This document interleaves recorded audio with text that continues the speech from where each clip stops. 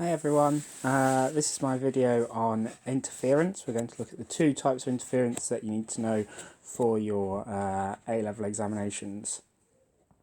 I'm playing with a little toy, so bear with me. It's a new toy, I'm writing on my tablet, and hopefully we'll get to this without you having to worry about seeing my hand. So, without further ado, let's make a start. We are going to be looking today at interference.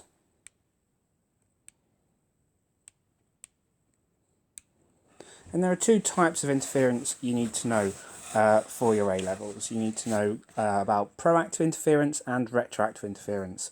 The best way to understand these two types, I think, is to draw a little diagram. And if you ever get asked a question on interference, up in the top corner of the exam paper, I would always draw this diagram out so you know which one you're referring to.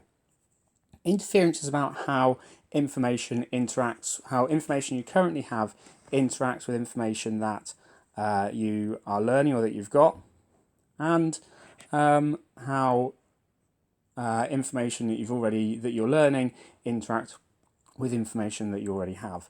So the first thing I'm going to do is divide information into two types. We're going to have old information, stuff you already know, and we're going to have new information, which is the stuff that you're learning. So when stuff you already know interacts with things or interferes with things or stops you from learning new things, that's called proactive interference. You can think of the arrow going forward. If you're being proactive, you're doing something forward thinking or something to stop you, to save you problems in the future. When things you are trying to learn interfere and make you forget old information, the arrow goes this way, and we call that retroactive interference. You can think when something's retro, it's going backwards. Retro consoles and retro clothing and fashion are fashion based on old things, so it's the arrow going backwards into the past. So once you've got that diagram drawn, it makes it a lot easier to understand what's going on in interference. Obviously, there's not very much there in itself, but that's the basic tenet of interference. What we need to look at next, perhaps, to develop our AO1, if we wanted to put a bit more into AO1, is, as always with AO1, you can get more marks for giving examples. So the example that I would use is, and this is a fantastic example, close to my heart, the example of my granddad. Feel free to come up with your own examples as long as they do make sense to you. You will get marks for, and they do follow and explain proactive and retroactive interference. You will get marks for them. My granddad moved to Spain when I was quite a lot younger. He's unfortunately not with us anymore. However, when he moved to Spain, he was basically a liability. He moved to Spain and wrote off about 3 cars in the first 6 months of living there, and the insurance just said, look, you keep crashing your car, you're not going to insure you anymore. And I attribute this to the effect of interference. When you go to Spain, or quite most countries actually, you drive on the other side of the road, on the right side of the road. So Grandad had grown up living his life in England, driving on the left-hand side of the road. So the old information was was how he knew how to drive, driving on the left.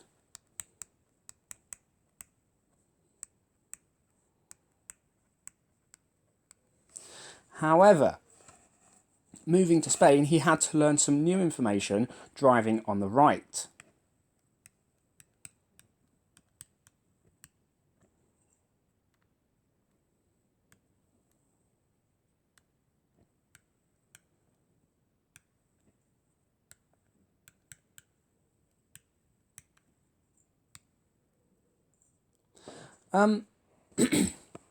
So the issue that he had was that he moved to Spain and the old information interfered with the new information he was trying to learn. He knew that he should be, his brain says that you drive on the left, and he was trying to drive on the right, but that proactive interference meant that now and then in Spain he would drive on the left, the old information interfering with the new information.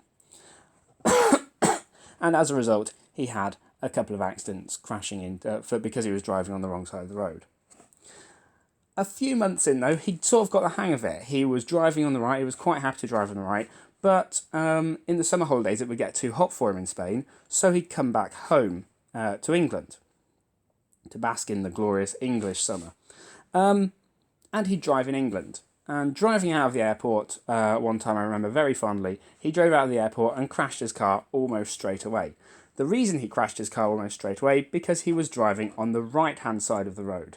Now the new information, retroactively interfering with the old information there. So he knew that in England you should drive on the left. He had learnt that abroad you drive on the right. In Spain you drive on the right. However, that information had interfered quite significantly. That new information had almost overwritten the old information that you're meant to drive on the left. And so just from habit, he drove out of the airport on the right-hand side of the road. I have a particularly fond memory of going to the fish and chip shop with him, driving on the wrong side of the road, and being quite afraid for myself.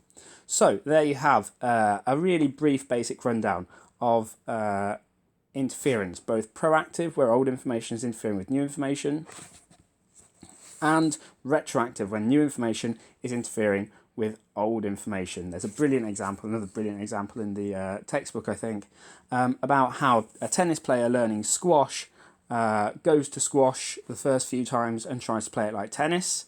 And then a few months in, goes back to playing tennis and plays it like squash. Obviously, the first few times playing squash like tennis is proactive interference. He already knows how to play tennis, and then goes and plays squash. That's my racket, by the way. It's not a fantastic racket.